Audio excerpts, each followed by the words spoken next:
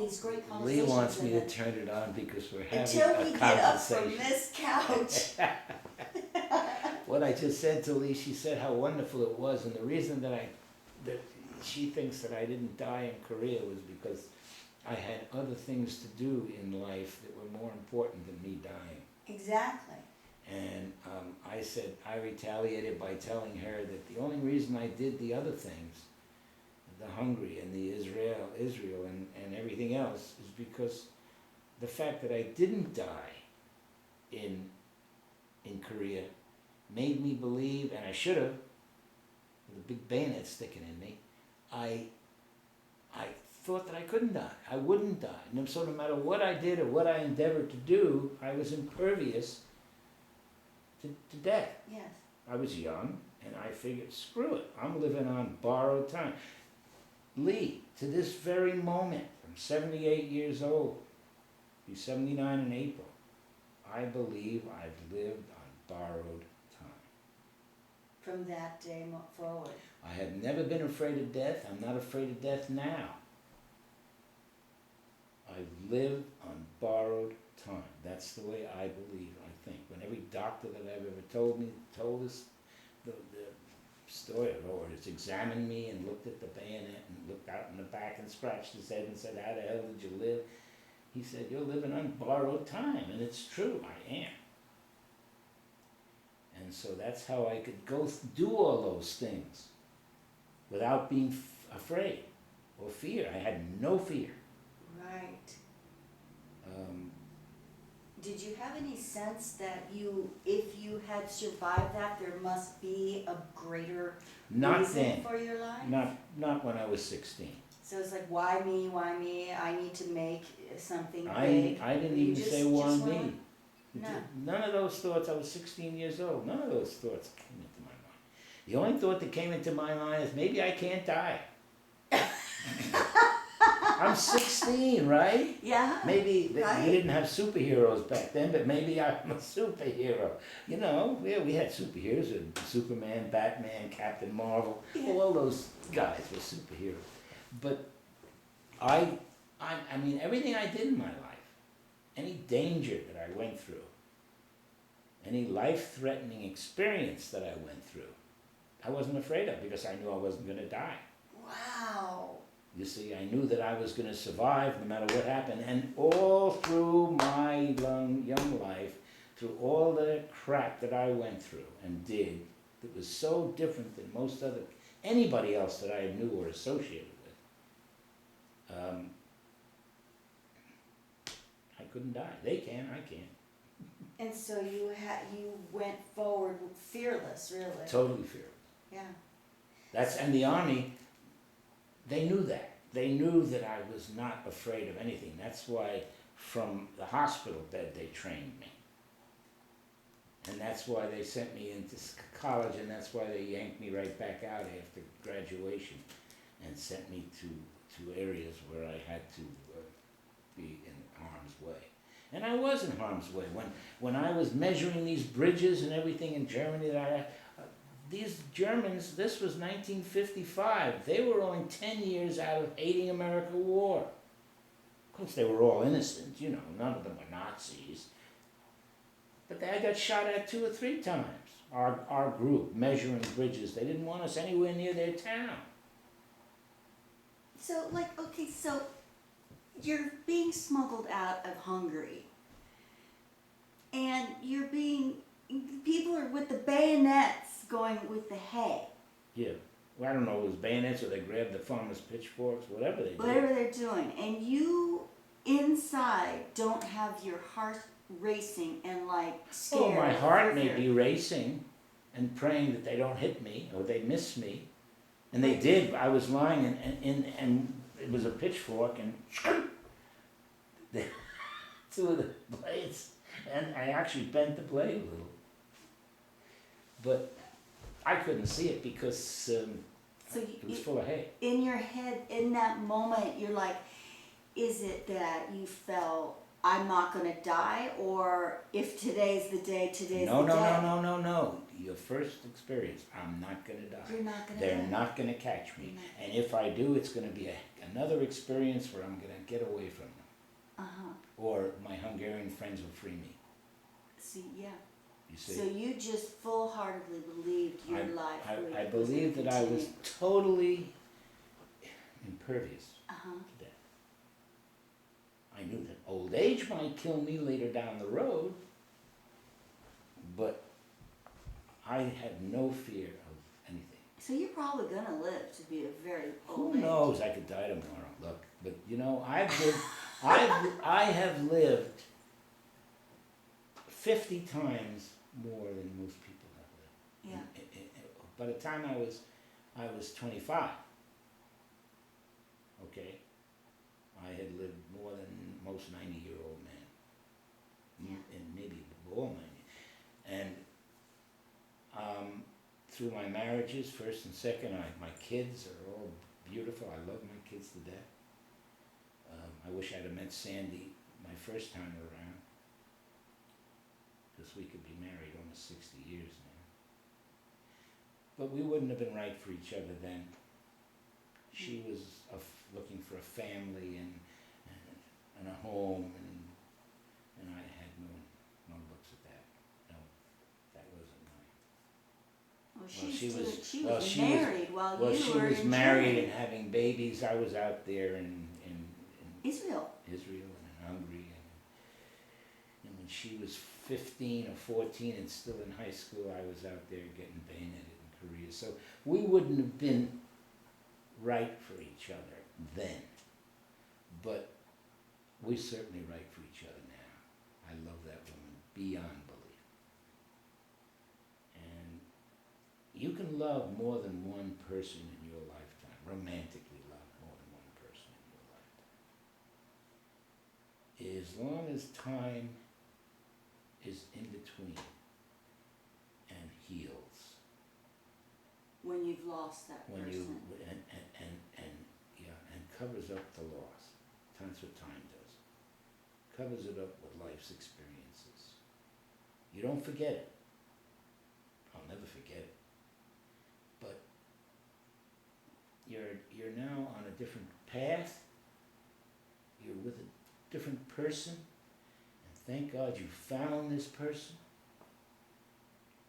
And you know that if the other would have not died, that you would have never found this person. So there's all kinds of mixed feelings, but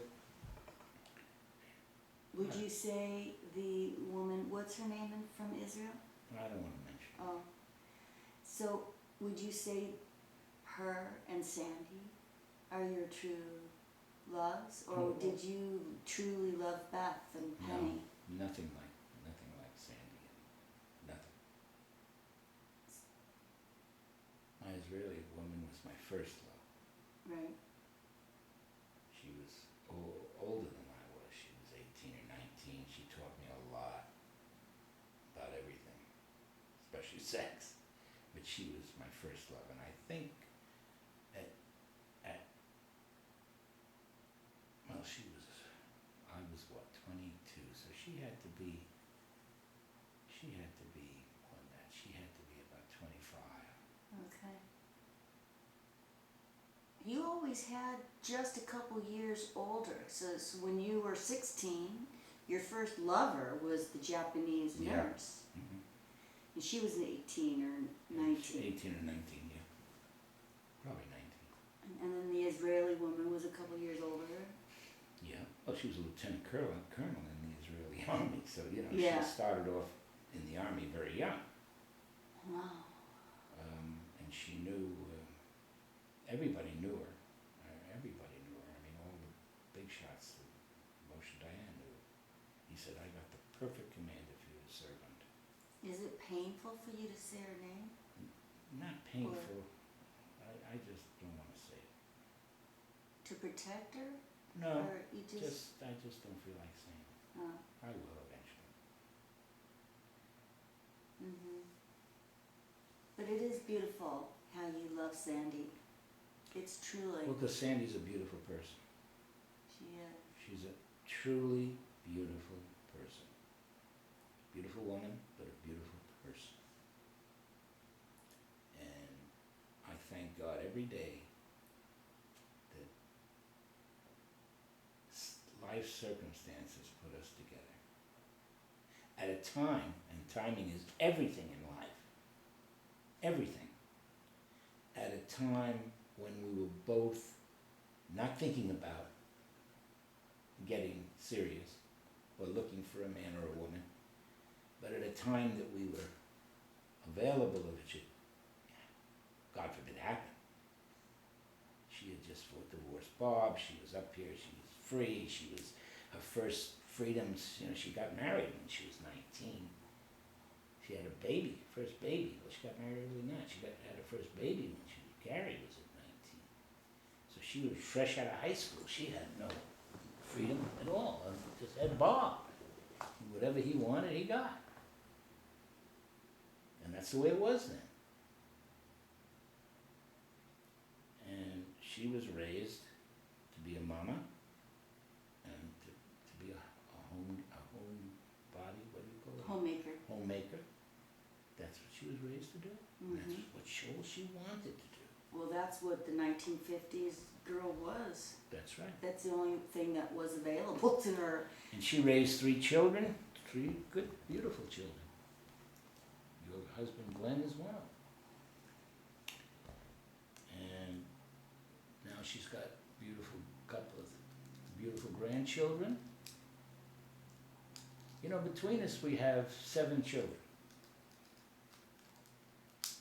I have 4 and Sandy has 3.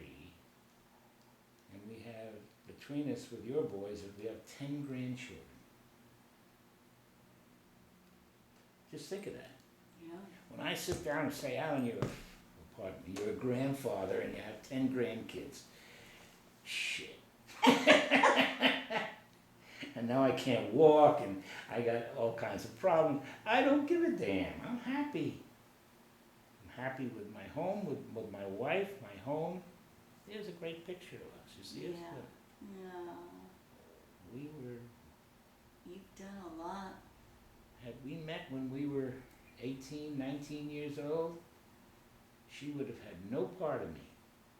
Because I wasn't looking for a homemaker. I wasn't looking for a mother of children. I wasn't looking for children. Yeah. You're meant to be together when you are. That's amazing. I had an awful lot of things I wanted to do. Well, it's beautiful the way you love Sandy. It truly is. As I've been with you here, special time really, these last 4 days. I'm glad. I want you to know that it's exciting or boring, either one, because either everything, I stand to myself, oh, I forgot, and I'm not there, boom, here she is with it. I don't say a word. She says, you forgot this. Last night, something with my glasses. I said, oh, I'm sitting down watching it, Monday Night Football, and I say, oh Christ, I left my glasses. To myself. Sandy's in the kitchen preparing dinner. And I said, you two were both in the kitchen preparing dinner. And I said, oh Christ, I gotta walk in my lousy foot and walk all the way back into the bedroom and get my glasses. All of a sudden she goes, you're not wearing your glasses, I'll go get them. Oh. Just like that. Boom. And I said, no, I'll get them. She said, no, with your foot you sit there. It's amazing how we know, instinctively, we know what the other one's need is at the moment. Instinctively. And she more than I. I guess she watches me without me knowing it constantly. She knows my every habit, but then I know every one of hers. I know her desires.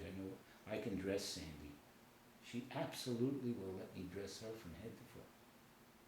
Well, number 1, it was my business for many years. But number 2, I know what she likes. I know the colors. I know what looks good on her. I introduced her way back to St. John Knits. Oh boy, did they look great on her, and she loved them. I used to buy her these beautiful outfits. I dressed her because Bob didn't know anything about fashion. He couldn't give a shit. So whatever she was dressing was her own taste, which was great.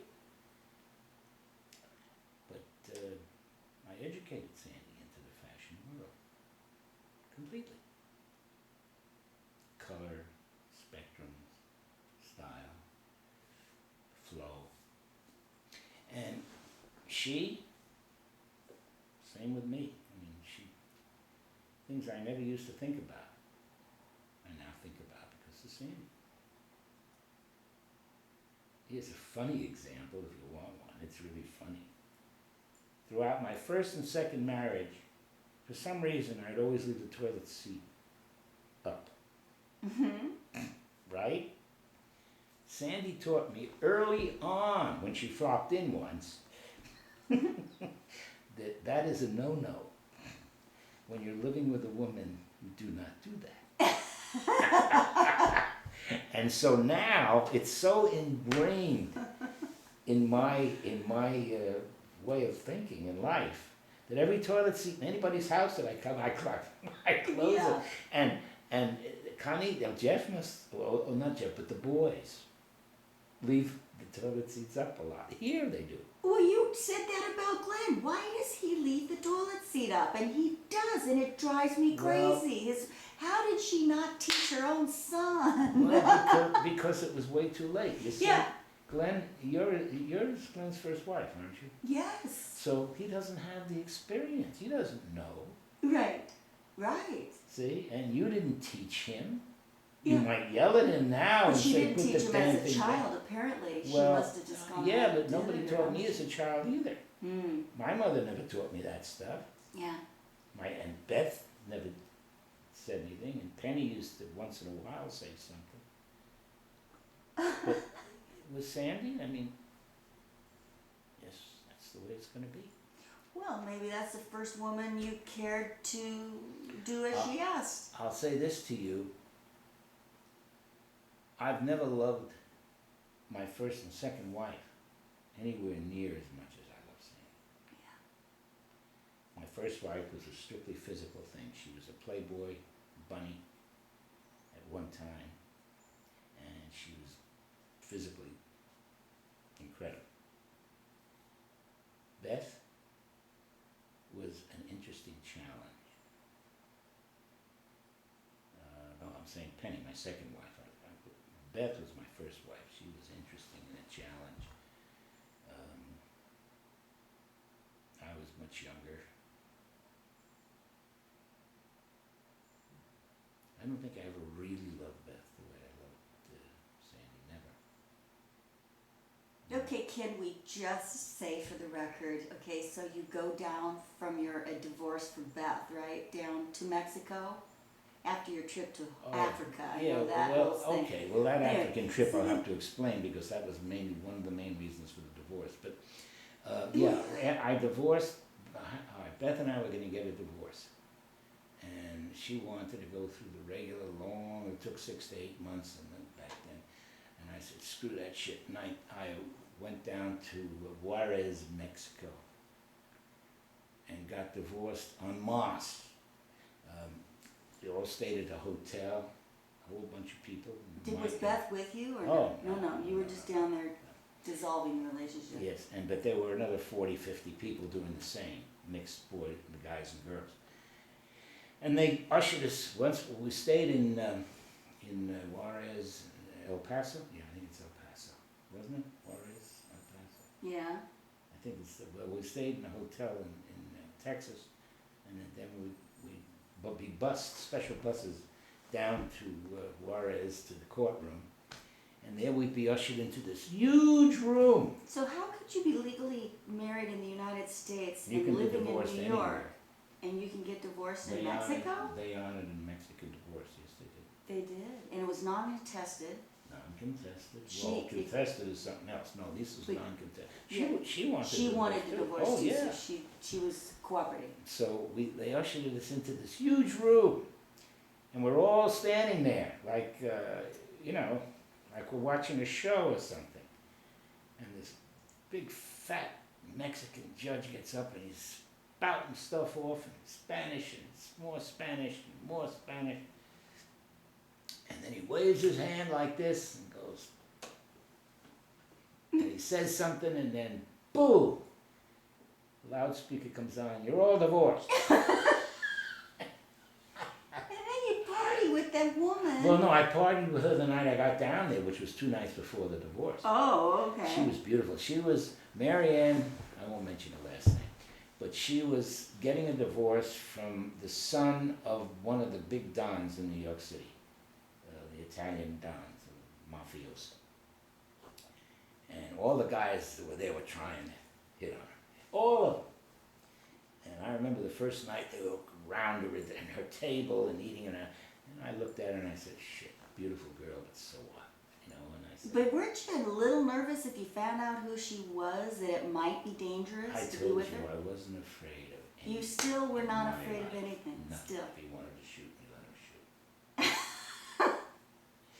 P.S. So I'm sitting at the table all by myself in the dining room.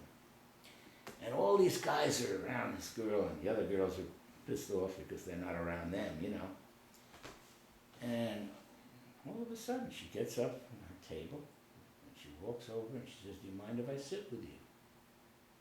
I said, no. And she said, well, you're the only one that isn't flocking around me like a cock and a hen, a bunch of hens. I said, do you mind if I have dinner with you? You know, we hit it off. And for 2 days, we were married together.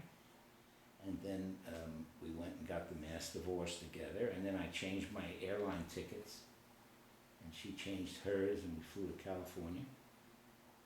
We flew to Los Angeles, and we stayed in downtown LA for a week, having a ball. And then we flew home. So I went on a honeymoon for my divorce. And then we spent a lot of time together. We would date. She'd come over and spend time at my house. I would never go to her house. And then we had spent a lot of time, Beth and I, on Fire Island, New York. And we had every summer we had a home in Seaview, which if you were from New York, you'd know what that is. And Fire Island is a long island east of Long Island. It's just a skinny little island, no cars. The only way you get there is by ferry or private boat. And every summer I would bring the kids and spend a lot of time out there, from 2 months at a time. I'd work during the day and then come out there on weekends, take the ferry across. Then I bought a boat eventually, and I would bring my own boat back and forth. And so I always the kids grew up on Fire Island. Let's see, Andy. Well, Holly, that's another story. But Andy and Muffin, they grew up on Fire Island. Right. In the summer. Muffin was too young to remember, but Andy didn't. All you did was pull wagons around, see, you know. Well, when I got divorced, I didn't want to give up Fire Island, so I rented a house for the summer in Ocean Beach, which was right next door to Seaview. But Ocean Beach was the swinging singles town, whereas Seaview was the family, you know.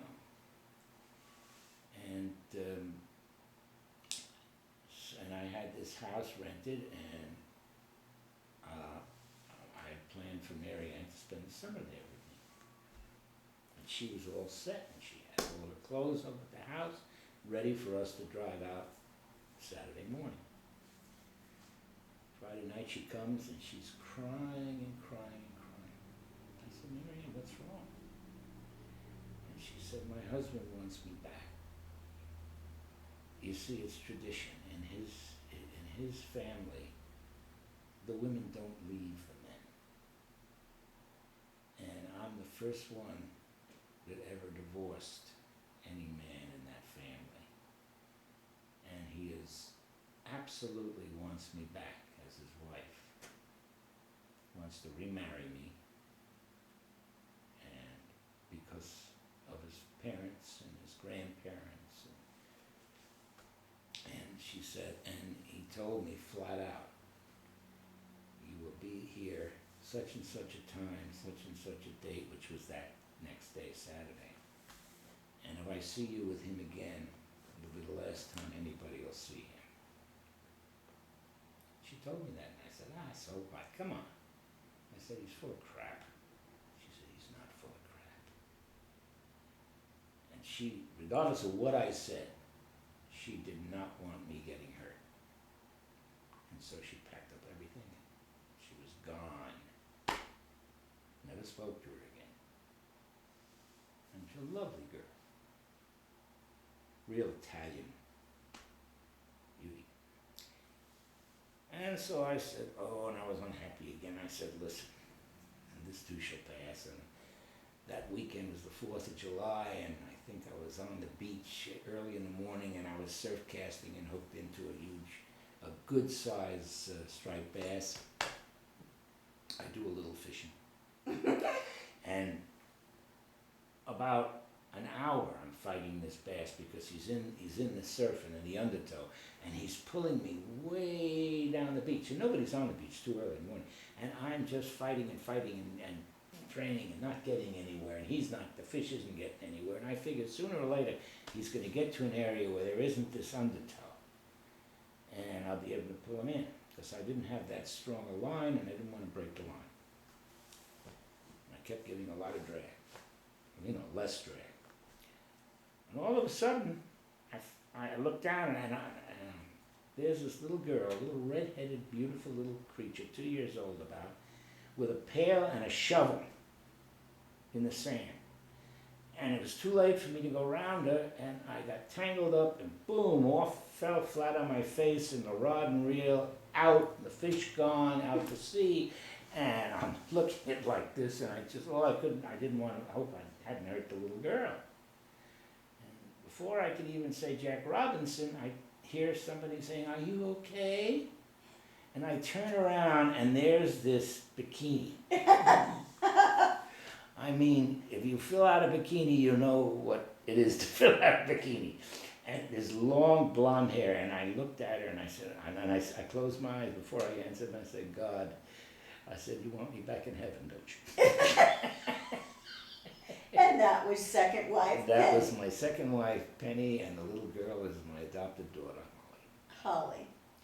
And it was, listen, that's how I got my divorce. Yeah. Met the girl in between, and then met Penny. One thing I will tell you, while I was a married man, with the exception of Mary Ann in Texas and Mexico, but I didn't consider myself married anymore because 2 days later I'm getting a divorce. Right. But while I was a married man, I never cheated on any one of my wives. Never. I had opportunities galore. I was in Paris with Liz Claiborne. I was models everywhere, and I was dressing them, and never cheated. I don't know if that's a great asset or a damn fool, but that's what happened in my life. So. And there wasn't a whole lot of time in between somebody being in love with you and or you being in love with them. I mean, it goes from one to the next, but there was a few years, wasn't there, between Penny and Sandy? Yeah. Penny, I think I divorced Penny in 1980 or 81. 80. Yeah, let's see, we got divorced. I think it was 80 or 81. And I met Penny for the first time and I met Sandy for the first time in 1983. Okay. El Nino blew her into town. In her little sports car that she had for the first time, and just was a free bird for the first time in her life. And I rented her a house. You were a realtor. I was real estate and a broker, and I rented her a house, and then I would come up and fix the TV and do all the things, And so Sandy and I knew each other and went not exclusively with each other for a while, and then it got more and more exclusive. And we got married in 92, so it's 9 years. You dated for 9 years? Orphan, yeah. 83 to 92. Well, I was very stubborn. I was raising my kids then. Well, and I told Sandy a few times, Sandy, my kids come first. I just said, and she just looked at me, you know. And that's what I told her. Sandy, my kids come first. Well, it took 9 years for me to realize that she's the girl I want to marry and be with the rest of my life. But weren't your kids all over 18? Or No, how old was- Melanie was born in 1972.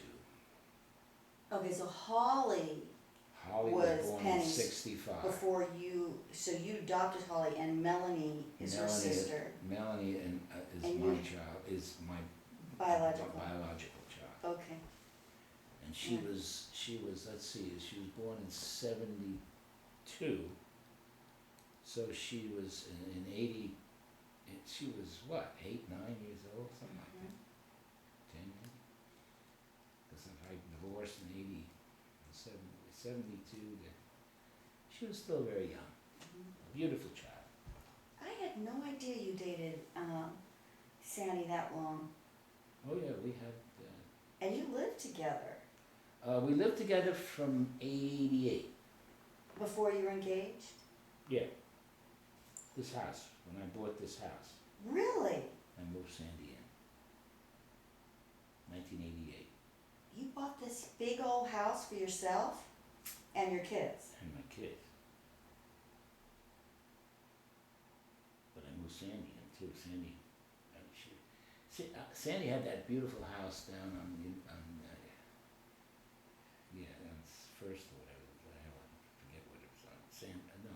San Carlos. I wanna drive by that, is it still there? Oh, sure it is. Really? It's a darling house. Did she buy it? Yes, She eventually bought she it. bought it, yes. So did she move into an apartment and then she bought this And then house she for bought you? the house. Yeah, through me she bought the house. And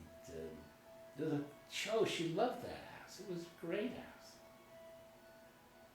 And then when she moved in here, I don't remember whether she rented it out for a while or she sold it. Yeah. I think she sold it pretty quick.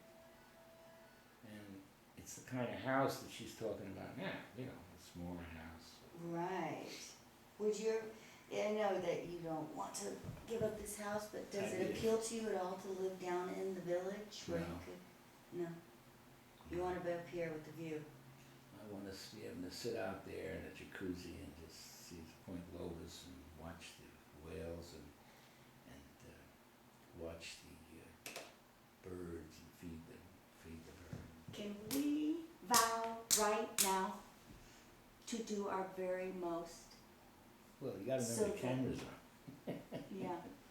No, but I mean, that is what my thought was, my vision is that your stories and these stories can somehow provide you the income to keep this house for your Well, life, Well, sooner or later, for your lifetime. you know, this is the house that I want to die in. And I Right. think so does Sandy, really. She loves this house. She thinks she'd be happier in a smaller thing. And she might for a while, but she's not. She's going to miss this.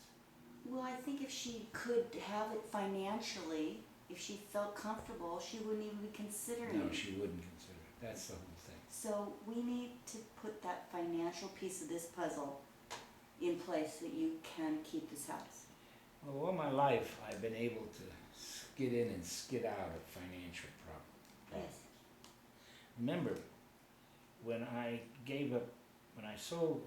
we sold Youth Guild to Jonathan Logan back in 76 or 7, I don't remember what it was. We were the very first acquisition of Jonathan Logan, and the first time a ready-to-wear firm ever was going on the big board and ever acquiring other firms. I stayed on for 3 years as president to coordinate the union between the two firms. Liz Claiborne was my designer during that whole time. I found Liz in a little. I actually discovered Liz. She was an assistant designer or no, she was a designer for a couturier firm in the garment center called, oh God, I can't think of it. Well, And- yeah, I know, I actually need some cheese and crackers, I'm getting super hungry. All right. Do you want, but, I wanted to see, what do you see anything that would, or do you not have to see what the solution is for you to My keep life, this house? maybe you won't understand this, but my life, You just believe that you're gonna be the able to stay. solution's always said, here I am.